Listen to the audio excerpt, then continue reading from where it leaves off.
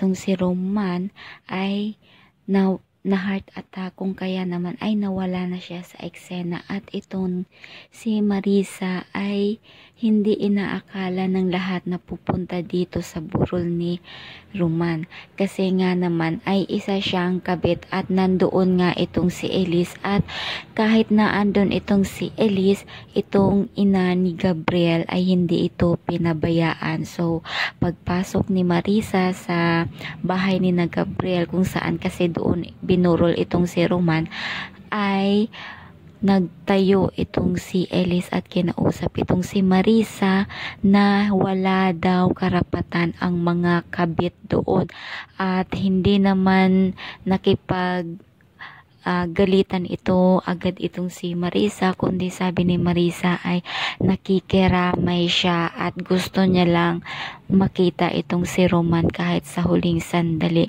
Subalit inaway ito ni Elise dahil wala daw itong karapatan, dahil tiniming pa nito na andun siya. Pwede naman itong pumunta kung wala siya para walang gulo.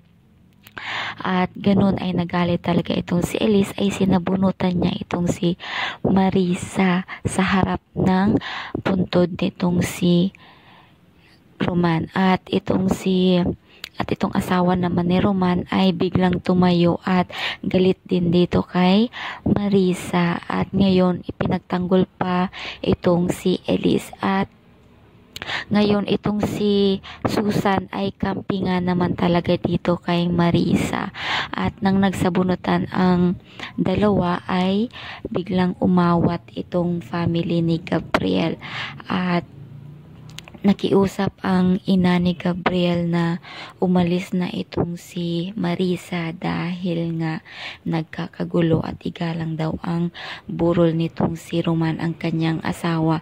At ngayon naman itong si Gabriel ay nalaman ang lahat ng nangyari ng gulo, kaya naman ay kinausap niya ng pagalit itong si Elise, kung kaya naman ay nagtaka itong si Elise bakit parang kinakampihan niya itong si Marisa. Si Marisa nga ba talaga ang magko-comfort sa kanya, sabi nitong si Elise, kung kaya naman ay hindi ito nagpatalo si Elise dahil nga siya ay niloko nitong si Gabriel. At walang nagawa itong si Gabriel kundi ang intindihin itong si Elise. At matapos ngayon ay ililibing na nga itong si Roman.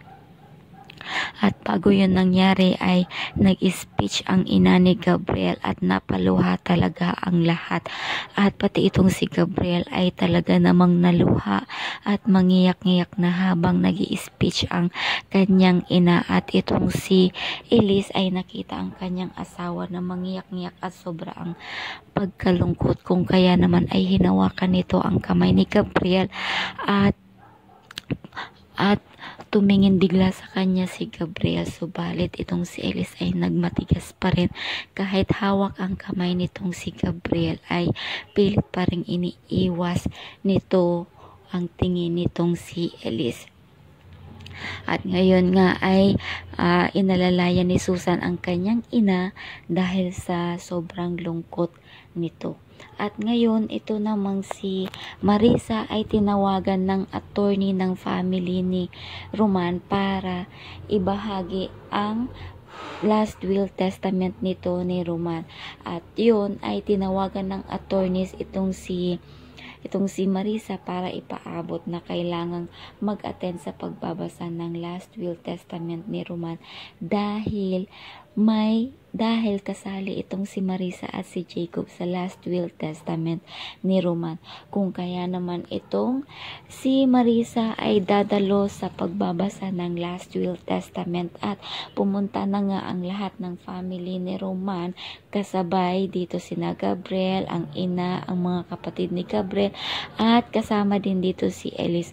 At yun ay pumunta nga lahat, nandoon na ang lahat at si attorney, at biglang bumungad naman itong si Marisa na hindi ine-expect ng lahat ng family dahil nga hindi nila ito kapamilya itong si Marisa na kung tutuusin ay kabit ito ni Gabriel, subalit sinama pa din ito ni Roman dahil tinuring ni Roman itong si Marisa na bilang isang kapamilya at ang apo nitong si Jacob kay Marisa.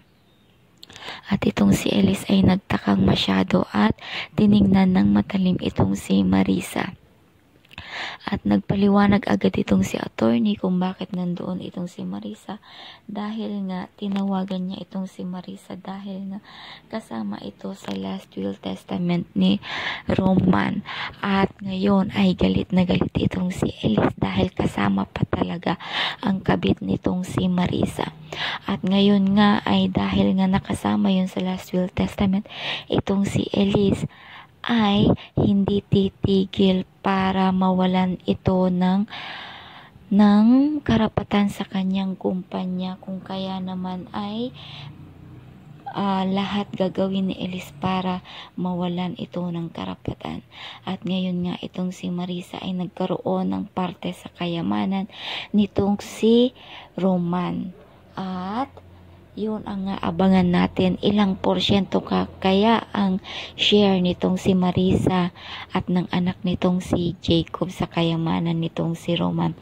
Ano kaya ang mga aksyon na gagawin ni Marisa kapag nalaman niya ang gagawin sa kanya ni Elise? Ngayon nga ay magsusumbatan itong si Marisa at si Elise sa mga nangyari kahapon, ang pagkakulong ni Marisa, ang pagtatanggol ni Marisa dito kay Elise.